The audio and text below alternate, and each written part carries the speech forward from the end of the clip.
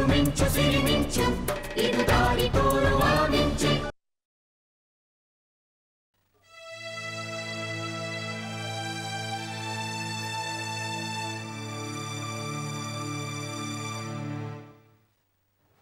ನಮಸ್ಕಾರ ಸರ್. ನಮಸ್ಕಾರ. ನನ್ನ ಹೆಸರು ಪ್ರಸಾದ್ ಅಂತ. ಬಾಂಬೆಲಿ ಪ್ರಸಾದ್ ಸ್ಟುಡಿಯೋಸ್ ಅಂತ ರೆಕಾರ್ಡಿಂಗ್ ಸ್ಟುಡಿಯೋ ಇದೆ. ನೀವು ಅಲ್ಲೊಂದು ಕ್ಯಾಸೆಟ್ ರೆಕಾರ್ಡ್ ಮಾಡಿಸಿದ್ರಿ. ಸಾರಿ, ತಕ್ಷಣ ನೆನಪಿಗೆ ಬರಲ್ಲ. ಬನ್ನಿ ಬನ್ನಿ ಕೂತ್ಕೊಳ್ಳಿ.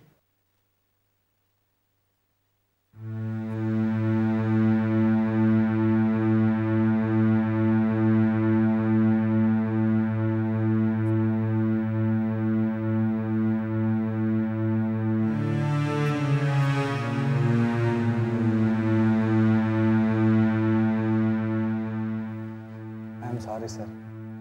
ಹೇಗಾಯ್ತಿದೆಲ್ಲ?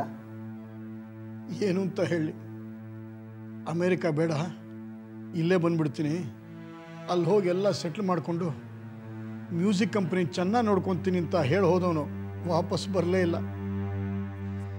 ಸಾವು ಅವನ ಕೈ ಬೀಸ್ ಕರೀತೋ ಏನು.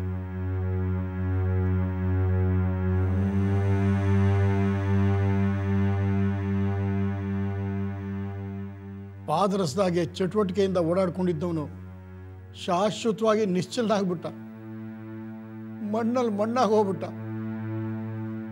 ಸಮಾಧಾನ ಮಾಡ್ಕೊಳ್ಳಿ ಸರ್. ನಾನು ನಿಮ್ಮ ಮಗ ಸುಧಾಂಶುನ ನೋಡಿದ್ದೆ. ನನ್ನೊಂದು ಆಲ್ಬಮ್ನ ಅಮೇರಿಕಲ್ಲಿ ಮಾರ್ಕೆಟ್ ಮಾಡೋಕ್ಕೆ ತುಂಬಾ ಹೆಲ್ಪ್ ಮಾಡಿದರು. ಅವ್ರ ಆರ್ಗನೈಸಿಂಗ್ ಕೆಪಾಸಿಟಿ ನಂಗೆ ತುಂಬ ಇಷ್ಟ ಆಗಿತ್ತು. ಭಾವ್ಯಾನ ಅಂತನೋ ಪ್ರಾಜೆಕ್ಟ್ನ ಶುರು ಮಾಡಿದ್ದ. ಅದಕ್ಕೆ ಸಂಬಂಧಪಟ್ಟಾಗೆ ಎಲ್ಲ ಕೆಲಸಗಳು ನಡೆದಿತ್ತು. ನನಗೂ ಅವನು ಮಾಡ್ತಾ ಇರೋ ಕೆಲಸ ನೋಡಿ ಭಾಳ ಸಂತೋಷ ಆಗಿತ್ತು. ಈಗ ಅವನೇ ಹೋದ್ಮೇಲೆ ನನಗೆ ಭಾವ್ಯಾನ ಪ್ರಾಜೆಕ್ಟ್ ತೊಗೊಂಡು ಏನಾಗಬೇಕಾಗಿದೆ ಹೇಳಿ? ಹಾಗನ್ಬೇಡಿ ಸರ್. ಭಾವಯಾನ ಪ್ರಾಜೆಕ್ಟು ನಿಮ್ಮ ಮಗನ ಕನಸಿನ ಪ್ರಾಜೆಕ್ಟು. ನೀವು ಅದನ್ನ ನನಸು ಮಾಡಲೇಬೇಕು. ಇಲ್ಲ ಪ್ರಸಾದ್, ಇದ್ದು ಒಬ್ಬ ಮಗನ್ನು ಕಳ್ಕೊಂಡು ಈಗ ಈ ಪ್ರಾಜೆಕ್ಟ್ ತಗೊಳ್ಳೋ ಉತ್ಸಾಹ ನನ್ನಲ್ಲಿಲ್ಲ. ನನ್ನ ಮಗನ ಕನಸನ್ನು ನನಸು ಮಾಡಬೇಕು ಅಂತ ಆಸೆ ಏನೋ ಇದೆ, ಆದರೆ ಅದಕ್ಕೆ ಬೇಕಾದ ಚೈತನ್ಯ ನನ್ನ ಹತ್ರ ಇಲ್ಲ ಪ್ರಸಾದ್. ನೀವು ಒಪ್ಪೋದಾದರೆ ನಿಮ್ಮ ಮಗನ ಕನಸಿನ ಪ್ರಾಜೆಕ್ಟ್ನ ನಾನು ಮುಂದುವರಿಸ್ತೀನಿ. ಆ್ಯಕ್ಚುಲಾಗಿ ನಾನು ಇದೇ ರೀತಿ ಒಂದು ಪ್ರಾಜೆಕ್ಟ್ ಮಾಡಬೇಕು ಅಂತಲೇ ಈ ಊರಿಗೆ ಬಂದೆ. ನಾನು ಹೊಸದಾಗಿ ಶುರು ಮಾಡೋ ಪ್ರಾಜೆಕ್ಟು ಭಾವಯಾನನೇ ಯಾಕೆ ಆಗಿರಬಾರ್ದು? ಇದರಿಂದ ನಿಮ್ಮ ಮಗನ ಆತ್ಮಕ್ಕೂ ಶಾಂತಿ ಸಿಗತ್ತೆ. ನಿಮ್ಗೆ ಓಕೆ ಅನಿಸಿದ್ರೆ ನಿಮ್ಮ ಮಗ ಶುರು ಮಾಡಿದ ಭಾವಯಾನ ಪ್ರಾಜೆಕ್ಟ್ನ ನಾನು ಮುಂದುವರಿಸ್ತೀನಿ.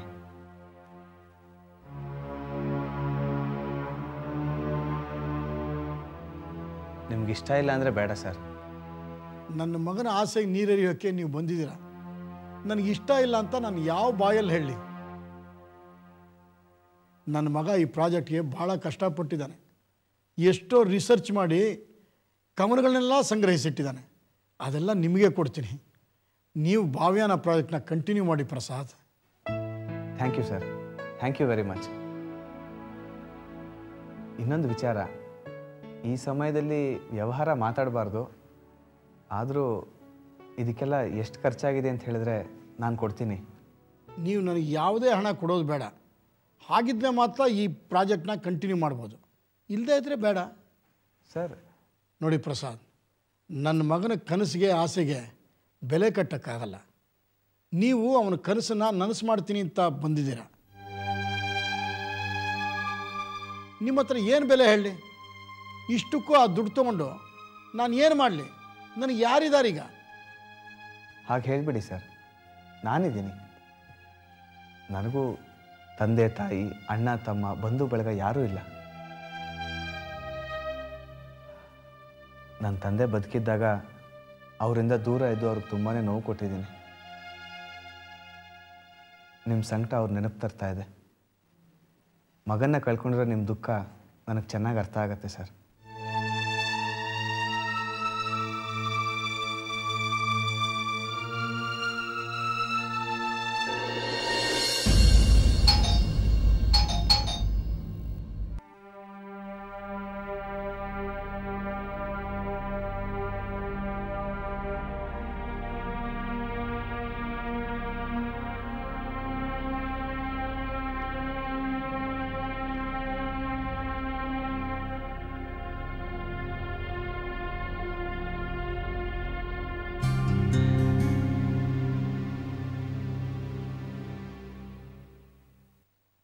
ಸರಿಯೋ ಸರಿಯೋ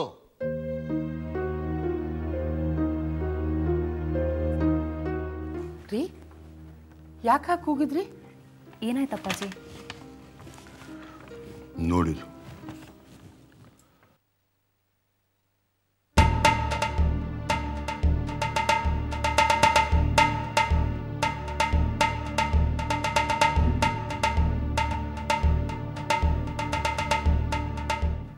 ಏನದು? ಆ ಪ್ರಸಾದ್ ನಮಗೆ ಲೀಗಲ್ ನೋಟಿಸ್ ಕಳಿಸಿದ್ದಾನೆ. ಏನಾಯ್ತು? ಏನದು ಕುಡೀಲಿ? ಮಹೇಶ್ವರ್ ಪ್ರಸಾದ್ ಮಗಪ್ಪ ನೋಟಿಸ್ ಕಳಿಸಿದ್ದಾನೆ. ಪ್ರಸಾದ್ ನೋಟಿಸ್ ಕಳಿಸಿದಾನ? ಅವನು ಯಾಕೆ ನಮಗೆ ನೋಟಿಸ್ ಕಳಿಸ್ತಾನೆ? ಮಹೇಶ್ವರ್ ಪ್ರಸಾದ್ ಅವರು ಯಶಸ್ವಿ ಸರ್ಜಿಕಲ್ ಕಂಪನಿ ನಿನಗೆ ಮ್ಯಾನೇಜ್ಮೆಂಟ್ ವಹಿಸಿಕೊಟ್ಟು ಅಧಿಕಾರ ಕೊಟ್ಟು, ಆದರೆ ಅದನ್ನು ದಾಸ್ ಆ್ಯಂಡ್ ದಾಸ್ ಕಂಪನಿ ಜೊತೆಗೆ ಮರ್ಜ್ ಮಾಡೋದಕ್ಕಾಗಲಿ ಅಥವಾ UK ಸರ್ಜಿಕಲ್ಸ್ ಜೊತೆಗೆ ಪಾರ್ಟ್ನರ್ಶಿಪ್ ಮಾಡೋದಕ್ಕಾಗಲಿ ನಿನಗೆ ಹಕ್ಕಿಲ್ಲ ಅಂತ ಹೇಳಿದ್ದಾನೆ. ಮತ್ತು ಈ ವಿಷಯದಲ್ಲಿ ತನ್ನ ಒಪ್ಪಿಗೆ ತೆಗೆದುಕೊಳ್ಳದೇ ಇರೋದ್ರಿಂದ ಈ ಪಾರ್ಟ್ನರ್ಶಿಪ್ ಇನ್ವ್ಯಾಲಿಡ್ ಅಂತ ಆರ್ಗ್ಯೂ ಮಾಡ್ತಾನೆ.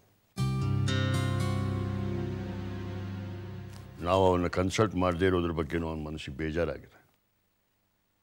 ಅವನು ಈಗ ಈ ಇಡೀ ಕಂಪನಿನಲ್ಲಿ ತನ್ನದು ಹಕ್ಕಿದೆ, ಹಾಗಾಗಿ ತನಗೆ ಸೇರಬೇಕಾದ ಶೇರ್ಸ್ ತನಗೆ ಕೊಡಬೇಕು ಅಂಥೇಳಿ ಕ್ಲೈಮ್ ಮಾಡಿ ನೋಟಿಸ್ ಕಳಿಸಿದ್ದಾನೆ. ಅಯ್ಯೋ ದೇವ್ರೆ, ಅವನು ತುಂಬ ಒಳ್ಳೆ ಹುಡುಗ ಅಂತ ಅಂದ್ಕೊಂಡಿದ್ದೆ ನಾನು. ಬಿಸ್ನೆಸ್ಗೂ ಒಳ್ಳೆತನಕ್ಕೂ ಸಂಬಂಧ ಇಲ್ಲ ದಾಕ್ಷಾಯಿಣಿ. ತನ್ನ ತಂದೆ ಬಿಸ್ನೆಸ್ಸಲ್ಲಿ ತನಗೂ ಹಕ್ಕಿದೆ ಅಂತ ಹೇಳ್ತಾ ಇದ್ದಾನೆ. ಈಗ ಆ ಹಕ್ಕನ್ನು ಕೇಳ್ತಾ ಇದ್ದಾನೆ.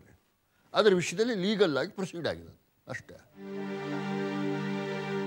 ಆದರೆ ಡ್ಯಾಡ್, ನಾನು ಮರ್ಜರ್ ಮಾಡೋವಾಗ ಪ್ರಸಾದ್ ಅವ್ರನ್ನ ಫೋನಲ್ಲಿ ವಿಚಾರಿಸಿದ್ದೀನಿ. ಅವರು ನಿಮ್ಮದೇ ಕಂಪ್ನಿ, ಏನು ಬೇಕಾದರೂ ಮಾಡ್ಕೊಳ್ಳಿ, ನನಗೂ ಅದಕ್ಕೂ ಸಂಬಂಧ ಇಲ್ಲ ಅಂತ ಹೇಳಿದ್ದಾರೆ. ಮೊನ್ನೆ ಬಂದಾಗಲೂ ತುಂಬ ಬೇಜಾರು ಮಾಡ್ಕೊಂಡು ಮಾತಾಡಿದ್ರು ಕಂಪ್ನಿ ವಿಷಯದಲ್ಲಿ ನಾವು ತಗೊಂಡ ನಿರ್ಧಾರಗಳ ಬಗ್ಗೆ. ಮೊನ್ನೆನಾ? ನನ್ನ ಹತ್ರ ತುಂಬ ಹೊತ್ತು ಮಾತಾಡಿದ್ರಲ್ಲ, ಈ ವಿಚಾರವಾಗಿ ಏನು ಹೇಳಲೇ ಇಲ್ಲ.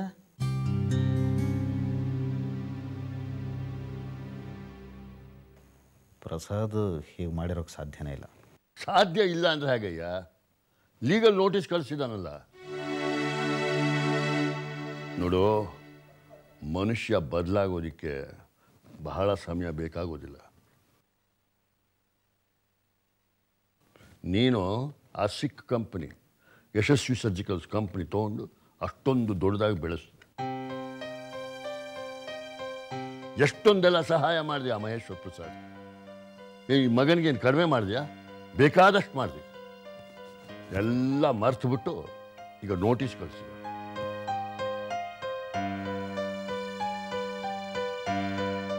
ಇದರಲ್ಲಿ ನಮ್ಮ ತಪ್ಪು ಇದೆ ಡ್ಯಾಡ್. ನಾನು ಪ್ರಸಾದ್ ಹತ್ರ ಪರ್ಸ್ನಲಾಗಿ ಮಾತಾಡಬೇಕಿತ್ತು. ಫೋನಲ್ಲಿ ಮಾತಾಡಿ ಗ್ರ್ಯಾಂಟೆಡ್ ಆಗಿ ತೊಗೊಂಬಿಟ್ಟೆ. ಇನ್ಫ್ಯಾಕ್ಟ್ ಪ್ರಸಾದ್ ನಿಲುವು ಸರಿಯಾಗೇ ಇದೆ. ಅವ್ರ ತಂದೆ ಕಂಪ್ನಿ ಇದು. ತಂದೆ ಕಂಪ್ನಿ ಅನ್ನೋ ಸೆಂಟಿಮೆಂಟ್ಸ್ಗೆ ಹರ್ಟ್ ಆಗಿರುತ್ತೆ.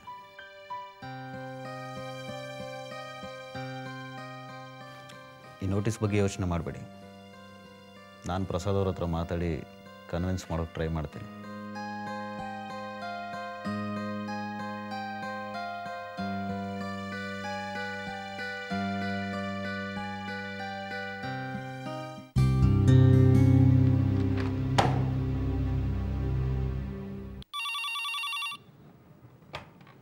S Bhandari sir.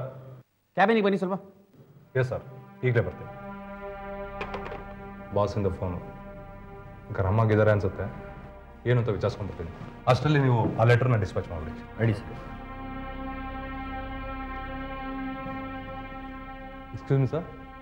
Yes. Good morning sir. Morning.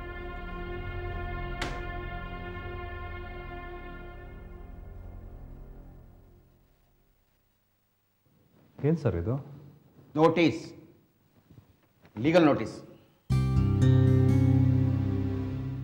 ಯಶಸ್ವಿ surgicals owner late Maheshwar Prasad ಅವ್ರ ಮಗ ಮಹದೇವ್ ಪ್ರಸಾದ್ ಕಳಿಸಿರೋ ನೋಟಿಸ್ ಅದು. But why should he sir? ಅವ್ರಿಗೂ ನಮಗೂ ಏನು ಸಂಬಂಧ? ಸಂಬಂಧ ಇರೋದು ನಮಗೂ ಅವನಿಗೂ ಅಲ್ಲ, ಯಶಸ್ವಿ ಸರ್ಜಿಕಲ್ಸ್ಗೂ ದಾಸ್ ಆ್ಯಂಡ್ ದಾಸ್ ಕಂಪನಿಗೂ ಇರೋ ಸಂಬಂಧ. ಯಶಸ್ವಿ ದಾಸ್ ಸರ್ಜಿಕಲ್ಸ್ ಕಂಪನಿದು ಶೇರ್ಸ್ ಎಲ್ಲ 100% ಶಂಕರ್ ದಾಸ್ ಫ್ಯಾಮಿಲಿ ಮೆಂಬರ್ಸ್ ಕೈಯಲ್ಲಿದೆ ಅಂತ ನೀವು ಹೇಳಿದ್ದಕ್ಕೆ ನಾವು ಈಗ ಕೊಲಾಬ್ರೇಷನ್ಗೆ ಒಪ್ಕೊಂಡಿರೋದು. Yes sir. Yashaswi surgicals owner ಮಗನಾಗಿ ಅದರಲ್ಲಿ 50% ನನಗೂ ಶೇರ್ ಇದೆ ಅಂದಮೇಲೆ is questioning the very ownership of Yashaswi Das surgical company. In other words, Shankar Das family members ಜೊತೆಲಿ ನಾವು ಮಾಡಿಕೊಂಡಿರೋ ಒಪ್ಪಂದ ಇನ್ವ್ಯಾಲಿಡ್ ಅಂತ ಹೇಳ್ತಾ ಇದು. Sir, Yashaswi surgicals Das and Das company ಎರಡು ಮರ್ಜ್ ಆಗಿದೆ. ಅವೆರಡು ಮರ್ಜ್ ಆದಮೇಲೆ ಅದು ಒಂದೇ ಕಂಪನಿ ಅಲ್ವಾ ಸರ್? ಮರ್ಜ್ ಆಗಿರೋ ಆ ಕಂಪನಿ ಜೊತೆ ತಾನೇ ನಾವು ನಮ್ಮ ಪಾರ್ಟ್ನರ್ಶಿಪ್ ಡೀಡ್ನ ಮಾಡ್ಕೊಂಡಿರೋದು. ಆದರೆ ಆ ಎರಡು ಕಂಪನಿಗಳ ಮರ್ಜರ್ನೇ ಕ್ವಶನ್ ಮಾಡ್ತಾ ಇದ್ದಾನೆ ಸರ್. ಆದರೆ ಅದು ಯಶಸ್ವಿ ಸರ್ಜಿಕಲ್ಸ್ ಮ್ಯಾನೇಜ್ ಮಾಡು ಅಂತ ಕೊಟ್ಟಿದ್ದೆ, ಆದರೆ ದಾಸ್ ಆ್ಯಂಡ್ ದಾಸ್ ಸರ್ಜಿಕಲ್ಸ್ ಜೊತೆ ಮರ್ಜ್ ಮಾಡಿಬಿಟ್ಟಿದ್ದಾನೆ. ಆ ಮರ್ಜರ್ಗೆ ನಾನು ಒಪ್ಪಿಗೆ ಇರಲಿಲ್ಲ. ಈಗ ನೀವು ಕೊಲಾಬರೇಷನ್ ಮಾಡ್ಕೊಂಡಿರೋದು it is entirely at your risk and responsibility ಅಂತ ಹೇಳ್ತಾ ಇದ್ದಾನೆ ಅವನು. ಇಲ್ಲಿ ನೋಡಿ ಮಿಸ್ಟರ್ ಭಂಡಾರಿ, ಈ ಕೊಲಾಬರೇಷನ್ ಸಂಬಂಧ ಎಂಟೈರ್ ರೆಸ್ಪಾನ್ಸಿಬಿಲಿಟಿ ನಿಮಗೆ ಕೊಟ್ಟಿದ್ದು. You are given unbridled powers. But unfortunately ಆ ಕಂಪನಿದು ಓನರ್ಶಿಪ್ ಆಸ್ಪೆಕ್ಟೇ ನೀವು ಸರಿಯಾಗಿ ನೋಡಿದೆ. You have gone ahead with a collaboration arrangement. ಇವತ್ತು ಕಂಪನಿದು ಕೋಟ್ಯಾಂತರ ರೂಪಾಯಿ ಅದರಲ್ಲಿ ಸಿಕ್ಕಾಕೊಂಡಿದೆ. This clearly amounts to your negligence. ನೀವು ಹೇಗೆ ಮಾಡ್ತೀರಾ, ಏನು ಮಾಡ್ತೀರಾ ನಂಗೆ ಗೊತ್ತಿಲ್ಲ. But then you are totally responsible for this. Okay, I want a report.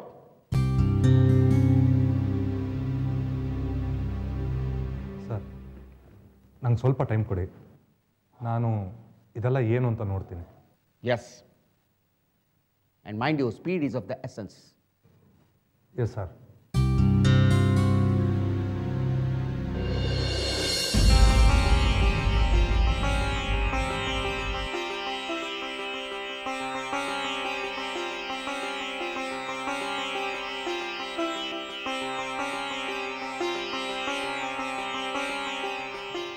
Rajiv,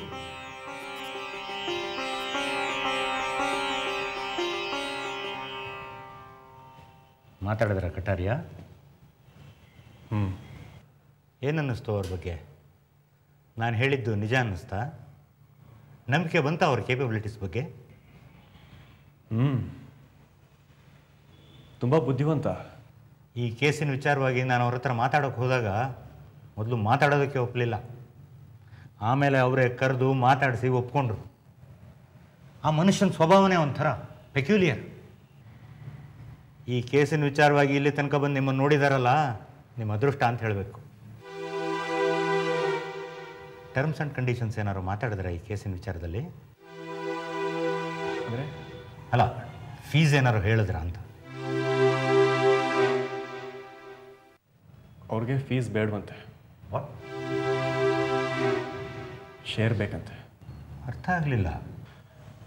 ನನ್ನ 216 ಕೋಟಿ ರೂಪಾಯಿನಲ್ಲಿ 50 ಕೋಟಿ ಬೇಕಂತೆ. Huge amount. Too much. ನನ್ನ ಸಿಚುವೇಶನ್ ಪೂರ್ತಿ ಗೊತ್ತಾಗಿದೆ ಅವನಿಗೆ. ಅದರ ಅಡ್ವಾಂಟೇಜ್ ತಗೊಳ್ತಾ ಇದ್ದಾನೆ. ಆಲ್ಮೋಸ್ಟ್ ಬ್ಲ್ಯಾಕ್ ಮೇಲ್.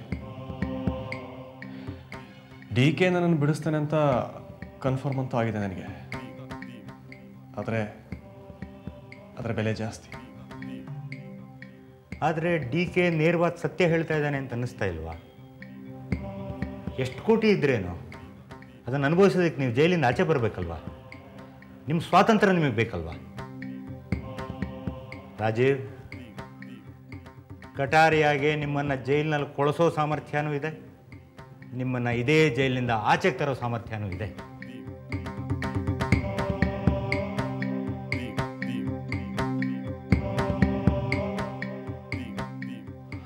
ನೋಡಿ,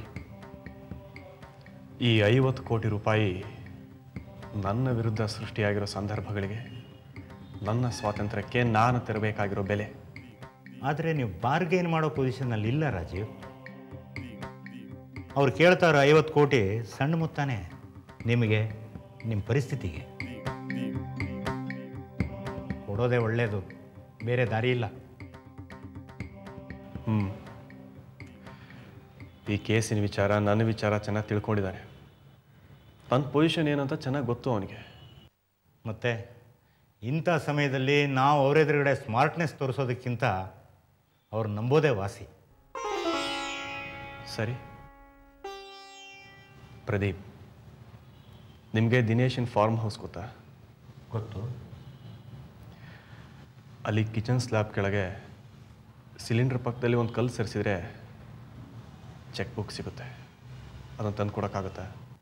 ತರ್ಬೋದು, ಆದರೆ ಇಂಥ ಪರಿಸ್ಥಿತಿನಲ್ಲಿ ನೀವು ಬ್ಯಾಂಕ್ ಟ್ರಾನ್ಸಾಕ್ಷನ್ ಮಾಡೋದು ಬೇಡ, ತೊಂದರೆ ಆಗತ್ತೆ. ನಾನು ಮಾಡೋದಿಲ್ಲ. ಐ ಮೀನ್ ಆ ಅಕೌಂಟ್ ನನ್ನ ಹೆಸರಿನಲ್ಲಿಲ್ಲ, ಶ್ರೀನಾಥ್ ಅನ್ನೋ ಬೇನಾಮಿ ಹೆಸರಿನಲ್ಲಿದೆ. ನಾನೇ ಸೃಷ್ಟಿ ಮಾಡಿರೋ ಫೇಕ್ ಅಕೌಂಟ್. ಆ ಅಕೌಂಟ್ನಲ್ಲಿ ಸ್ವಲ್ಪ ಹಣ ಇದೆ. ಶ್ರೀನಾಥ್ ಅನ್ನೋ ಇಲ್ಲದ ವ್ಯಕ್ತಿ ಸೈನ್ನ ನಾನೇ ಮಾಡ್ತೀನಿ. ಸೊ ನಾನೇ ಟ್ರಾನ್ಸಾಕ್ಷನ್ ಮಾಡಿದೆ ಅಂತ ಯಾರಿಗೂ ಅನುಮಾನ ಬರೋದಿಲ್ಲ. ಇನ್ನೊಂದು ವಿಚಾರ ಹೇಳಿ. ಈ SI ಹೇಗೆ? ಒಳ್ಳೆಯವರು, ನನಗೆ ಗೊತ್ತಿರೋರೆ. ನೆಕ್ಸ್ಟ್ ಟೈಮ್ ಬರ್ತಾ ಚೆಕ್ ಬುಕ್ ಜೊತೆಗೆ ನನಗೊಂದು ಮೊಬೈಲ್ ಫೋನ್ ಬೇಕು. ಮೊಬೈಲಾ? ಜೈಲಲ್ಲಿ ಮೊಬೈಲ್ ಫೋನ್ ಕಷ್ಟ ರಾಜೀವ್. ಯಾಕೆ ಕಷ್ಟ? TV, ಮೊಬೈಲ್ ಎಲ್ಲ ಫೆಸಿಲಿಟೀಸು ಜೈಲಲ್ಲಿ ಇರುತ್ತೆ ಅಂತ ಗೊತ್ತಿದೆ ನನಗೆ. ಆದರೆ ಸರಿ, ನಾನು SI ಹತ್ರ ಮಾತಾಡ್ತೀನಿ. ಬರೀ ಮಾತಾಡಿದರೆ ಪ್ರಯೋಜನ ಇಲ್ಲ. ಮೊದಲು ಚೆಕ್ ಬುಕ್ಕು ಮೊಬೈಲು ತೊಗೊಂಡು ಬನ್ನಿ, ಆಮೇಲೆ ಅವ್ರ ಹತ್ರ ಮಾತಾಡಿ. ಸರಿ.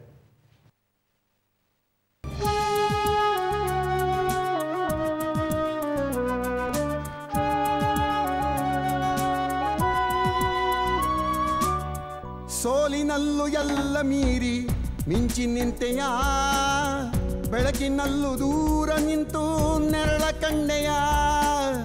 ಹೆಜ್ಜೆಯಲ್ಲಿ ಹಾದಿ ಮೂಡಿ ನೀಗಿ ಬಂಧನ, ನೀನೇ ಭೂಮಿ ನೀನೇ ಬಾನು ನೀನೇ ನಂದನ. ಮಿಂಚು ಮಿಂಚು ಸಿರಿ ಮಿಂಚು